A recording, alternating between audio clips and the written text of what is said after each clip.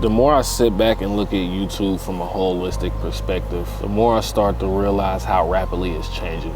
Even though I'm new in the space from a YouTube side of it, I've pretty much been a consumer of the filmmaking space of YouTube my entire career. That's basically 10 years of watching YouTube evolve into what it is today. But anyone on the content creator side of this space knows that YouTube has changed even in the last 6 months, let alone in the last 5 years or 10 years. And you can find a bunch of videos diving in specifically to what's changed. But I think the best way that I can describe it is a quote that I read from a book by Rant.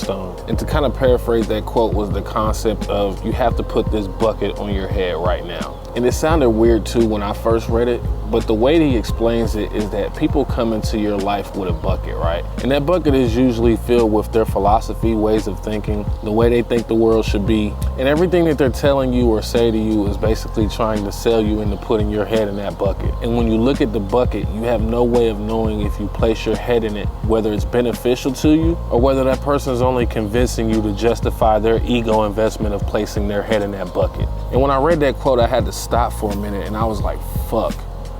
That's not outside the realm of YouTube. And when I dive into it more, it's kind of what's kept me from posting more content, right?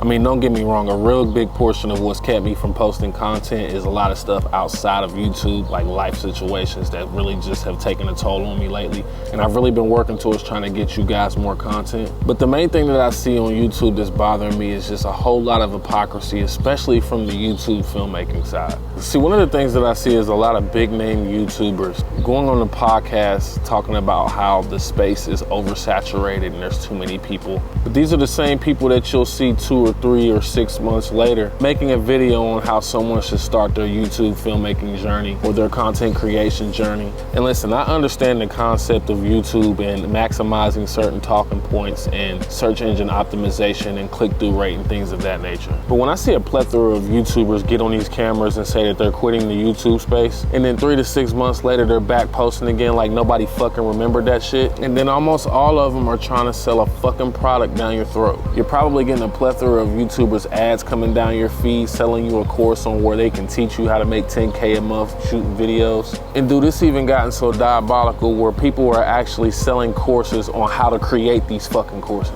And it really pisses me off because YouTube used to be a place where people could really come on, have a safe space to kind of tell their authentic thoughts. And if you were someone who wanted to learn how to do something, you could relatively find information on it without somebody trying to jam a product or service down your throat. And there's some remnants of that still there. But when you get a bunch of these YouTubers out there that are bound by the products they sell and they're bound by the sponsorships that they have, and then you've got course after course out there selling you the golden nugget of information behind a paywall, basically trying to gatekeep pieces of information that when you finally get to it, you realize it isn't anything that you wouldn't be able to find on YouTube if you look hard enough for the right YouTuber that's authentic. And you know, as a consumer, I can only imagine, you know, how do you navigate through this shit? But as someone who's trying to pay attention to more of how the algorithm works, it's pretty much deflating to see the type of shit that you see behind the scenes. Which is why I took a step back from YouTube for a second to really think hard about the direction I want to go with on my channel. Because you know, even though my filmmaking and tutorial content has started to pick up traction, like when I look at my analytics, my last 28 days, people are still looking up my music video content from 5 or 6 years ago.